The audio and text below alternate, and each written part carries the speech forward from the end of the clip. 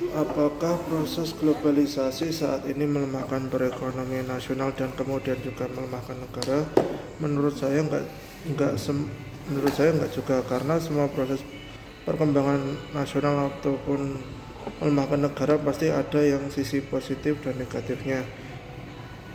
Di antaranya seperti yang telah terjadi di pasca Covid kemarin, untuk perekonomian pasti sangat turun drastis. Tapi setelah adanya pasca Covid, perekonomian negara meningkat lebih bagus, dan adanya pembaruan baru yang diantaranya sektor impor dan jasa.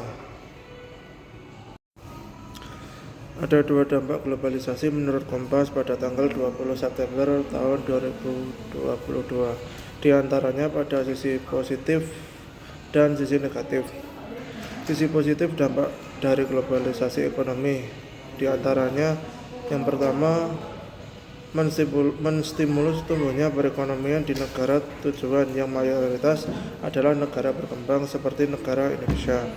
Yang kedua, membuka mekanisme dan kesempatan investasi di kancah internasional. Yang ketiga, mendorong ekonomi dunia terus tumbuh secara menyeluruh.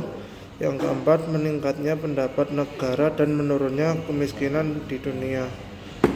Yang kelima, meningkatkan pendapatan per kapita. Yang keenam, membuat komoditas barang dan jasa di suatu negara lebih banyak variasinya karena ada banyak tawaran dari negara lain. Yang ketujuh, membuat sebuah negara mampu bersaing di pasar global secara lebih efisien.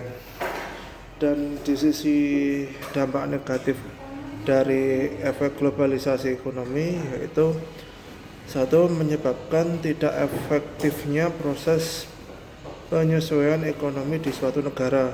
Kondisi ekonomi yang tidak stabil dan sensitif terhadap berbagai peristiwa seperti perang teroris di suatu negara. Yang ketiga, memicu terjadinya kerusakan lingkungan karena meningkatnya aktivitas industri dari produksi sampai konsumsi. Yang keempat, adanya pendapatan per kapita yang timpang antara negara berkembang dengan negara maju. Yang kelima, kesenjangan pendapatan antar warga dalam suatu negara.